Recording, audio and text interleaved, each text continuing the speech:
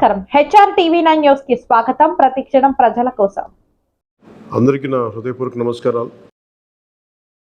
కూటమి ప్రభుత్వం అధికారంలోకి వచ్చి దాదాపు 60 రోజులు కావస్తుంది. నేను పంచాయతీరాజ్ శాఖ, అటవీ శాఖ బాధ్యతలు స్వీకరించిన తర్వాత పంచాయతీ శాఖకు సంబంధించి చాలా రివ్యూలు చేశాం. రూరల్ వాటర్ సప్లై, రోడ్లకు సంబంధించి చాలా రిపోర్ట్స్లో తెలియజేస్తూనే వచ్చాను. ఏ స్థాయిలో నిధులు సరిగ్గా పంపిణీ జరగలేదు, వచ్చినా దాని దుర్వినియోగం జరిగినాయి.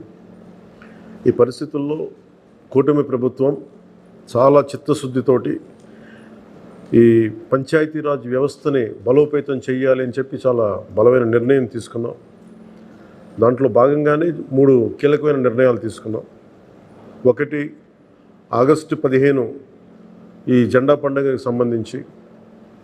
2, మనకి జాతీయ ఉపాధి హామీ పథకానికి సంబంధించి ఒకటే రోజున 13,326 పంచాయతీల్లో గ్రామసభ తీర్మానాలు జరగాలి.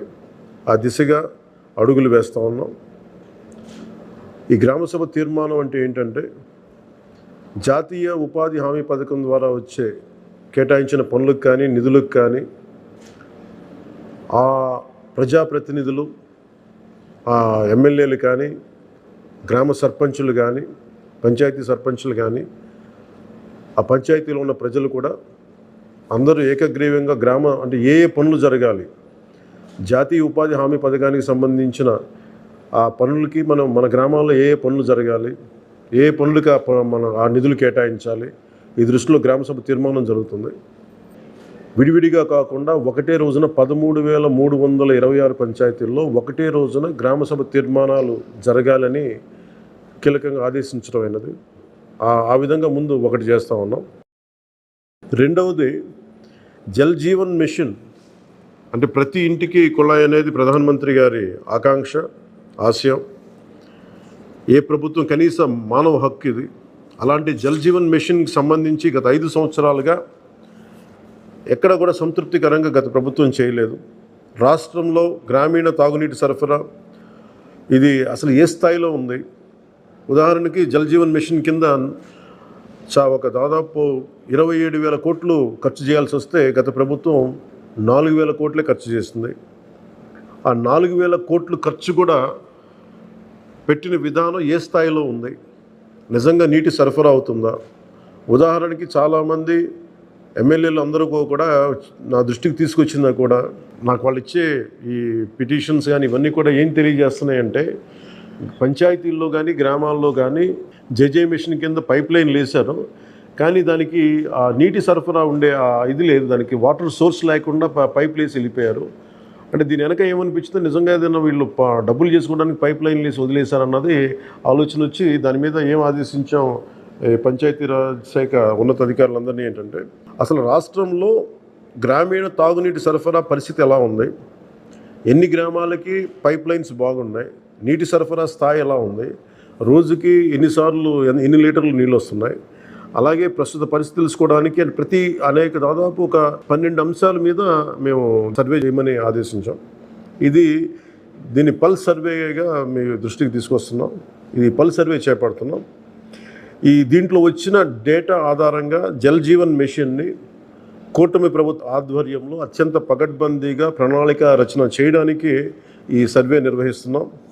ఒకసారి ఈ డేటా పాయింట్స్ అన్నీ రాగానే ఏ పంచాయతీల్లో నీళ్ళు వస్తున్నాయి, ఏ పంచాయతీల్లో పైప్ లైన్లు డ్యామేజ్ అయినాయి, అసలు గత ప్రభుత్వం చేసిన 4,000 కోట్ల రూపాయల ఖర్చు నిజంగా ఆ ఉద్దేశింప పనులకి జరిగిందా లేదా, వీటన్నిటిని కూడా ఈ పల్స్ సర్వేలు మనకి తెలిసి వస్తాయి. దీని సమూలంగా ప్రజలందరికీ సమీప భవిష్యత్తులో తెలియజేస్తాను. అలాగే గ్రామ పంచాయతీలు, పంచాయతీరాజ్ వ్యవస్థ బలోపేతం కావాలంటే సర్పంచ్ వ్యవస్థ చాలా కీలకమైంది. గత ప్రభుత్వం పంచాయతీ ఎన్నికలు సరిగ్గా నిర్వహించలేకపోవడం వల్ల మనకు నిధులు రాలేకపోయినాయి.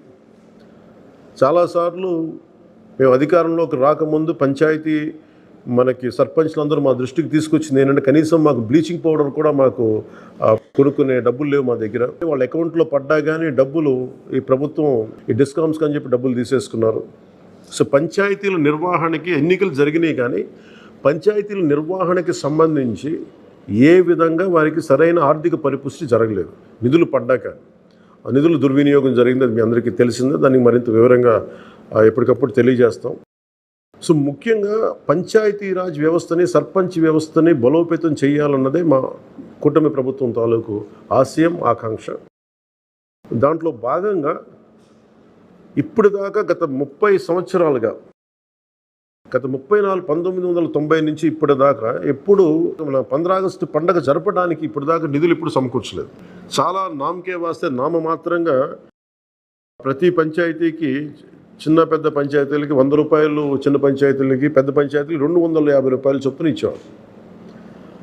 ఒకవైపేమో గాంధీ గారి కలల కన్నా పల్లెలు పట్టుకొమ్మలు అంటూ ఉంటాం, గ్రామీణ స్వరాజ్యం అని మాట్లాడతాం. కానీ ఎన్నికల్లో నిలబడ్డ పంచాయతీ సర్పంచ్కి మటుకు జెండా పండుగ నిర్వహించాలంటే వాళ్ళకి ఇచ్చే డబ్బులు 100 రూపాయలు, 250 రూపాయలు. ఈ రివ్యూ మీటింగ్స్లో మాకు తేలింది ఏంటంటే 100 రూపాయలకి, 250 రూపాయలకి 13,326 పంచాయతీల్లో ఏం చేయగలరు? మేము ఒకటే ఆదేశించాను, రాగానే చాలా ఘనంగా జరుపుకోవాలి. గాంధీ గారి ఈ గ్రామ స్వరాజ్యాన్ని నిజంగా మనం ముందుకు తీసుకెళ్లాలంటే ఆ స్టేట్మెంట్ చాలా బలంగా ఇవ్వాలి. 1994లో ఇచ్చిన జీవో 100 రూపాయలు, 250 రూపాయలు, ఒకటి స్వాతంత్ర దినోత్సవానికి, 2 గణతంత్ర దినోత్సవానికి, వాటిని పెంపొందించేలాగా, వాటిని పెంచేలాగా ఒక కీలకమైన నిర్ణయం తీసుకుంది ఈ కూటమి ప్రభుత్వం. ప్రతి ఒక్క పంచాయతీలో సర్పంచులు తలెత్తుకొని సగౌరవంగా జెండా వందనం చేసేలాగా రాష్ట్రంలోని ఎన్డీఏ ప్రభుత్వం నిర్ణయం తీసుకుంది. ఆగస్టు 15న స్వాతంత్ర దినోత్సవ వేడుకల నిర్వహణకు నిధులు కొరత లేకుండా చేశాం. చిన్న పంచాయతీలకి 10,000 రూపాయలు, మేజర్ పంచాయతీలకి 25,000 రూపాయల చొప్పున నిధులు సమకూరుస్తున్నాం. దానికోసమని జీవోను కూడా రిలీజ్ చేశాం. దీనిని పంచాయతీ సర్పంచులు దీన్ని పూర్తిగా సద్వినియోగం చేసుకోమని నేను విన్నవించుకుంటా ఉన్నాను. ఇప్పటి వరకు పంచాయతీలకి ఇంత పెద్ద స్థాయిలో ఆగస్టు 15, జనవరి 26 వేడుకలకు నిధులు ఇచ్చింది లేదు. 34 సంవత్సరాలుగా 1990 నుంచి ఈ మొత్తం ఇప్పటిదాకా పెంచలేదు. 34 సంవత్సరాలుగా ఈ పండగలకి, జెండా వందనం పండగ కానీ, గణతంత్ర దినోత్సవానికి కానీ 100 రూపాయలు, 200 రూపాయలు చొప్పున ఇచ్చేవాళ్ళు. ఈ మొత్తాన్ని గణనీయంగా పెంచాలని చెప్పి కూటమి ప్రభుత్వం నిర్ణయం తీసుకొని జీవో జారీ చేసింది. 13,326 పంచాయతీల్లో ఘనంగా, గౌరవంగా స్వాతంత్ర దినోత్సవ వేడుకలు సాగాలన్నదే మా కూటమి ప్రభుత్వం ఉద్దేశం.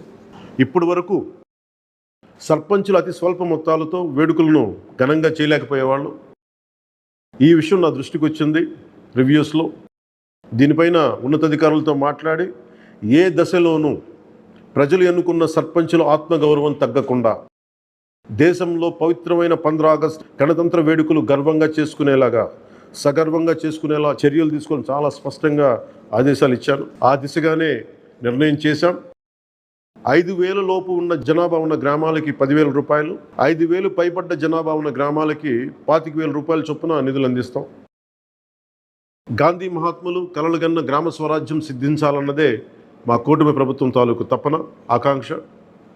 అందులో భాగంగానే పంచాయతీలకి తీర్చిదిద్దే ప్రక్రియకు శ్రీకారం చుట్టాం. ఈ ఆగస్టు 15 నుంచి పారిశుద్ధ నిర్వహణ, రక్షిత తాగునీటి సరఫరా, మౌలిక వసతులతో కల్పనతో గ్రామాల సర్వతోముఖాభివృద్ధి దిశగా అడుగులు వేస్తున్నాం. గౌరవ సర్పంచులందరికీ నా విజ్ఞాపన, ప్రభుత్వం నుంచి విన్నపం, ఆగస్టు 15 నాటి వేడుకల్లో అందరి భాగస్వామ్యం ఉండాలి.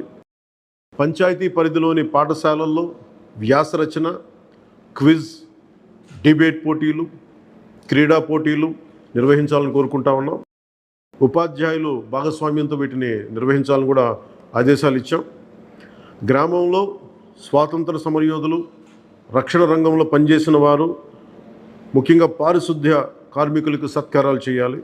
గౌరవ ప్రధానమంత్రి గారు ఇప్పుడు కూడా పారిశుద్ధ్య కార్మికులకి ఏ స్థాయిలో గౌరవించారో అందరికీ తెలిసిందే. రాష్ట్ర ఎన్డీఏ ప్రభుత్వం కూడా ఆ దిశలోనే గౌరవ ముఖ్యమంత్రి శ్రీ నారా చంద్రబాబు గారి ఆధ్వర్యంలో పారిశుద్ధ్య కార్మికులకు అదే గౌరవం ఇవ్వడం జరుగుతుంది. సో ఈ విధంగా మేమందరం బలంగా, చాలా కీలకంగా పనిచేస్తూ ముందుకెళ్తున్నాం. దీని అందరికీ ప్రజలందరూ ఆశీస్సులు కావాలి. సర్పంచుల్ని, సర్పంచ్ వ్యవస్థని, పంచాయతీరాజ్ వ్యవస్థని బలోపేతం చేసే విధంగా ఈ ప్రభుత్వం ఉంటుందని మీ అందరికీ తెలియజేసుకుంటూ, ఒకే ఒక విన్నపం, ఇది పర్యావరణానికి పరిమితులకు లోబడి పర్యావరణం పరిరక్షించేలా ఈ పండుగ ఉండాలి. ప్లాస్టిక్ వాడటం కంటే కూడా జెండాలకి ఆల్టర్నేట్గా ముఖ్యంగా మన చేనేత జెండాలు ఏదైనా వాడండి. అలాగే ఇప్పుడు నేను పెట్టుకుంది కూడా పర్యావరణానికి హాని కలిగించింది. ఇది దీంట్లో సీడ్ ఉంటుంది, దీంట్లో ప్లాంట్ అని చెప్పి ఒక సంస్థ ఏదో ఉంది, వాళ్ళు ఇచ్చింది. మేము ఈ స్థాయిలో మీకు దొరికినంత దాంట్లో పర్యావరణాన్ని పరిరక్షించేలాగా ప్లాస్టిక్ మన జెండా పండుగ అని చెప్పి ప్లాస్టిక్ అంతా రోడ్ల మీద పడేస్తాం. అలా కాకుండా చాలా బాధ్యత తొందరగా జరుపుకోవాలి అని తెలియజేసుకుంటూ సెలవు తీసుకున్నాను. జై హింద్.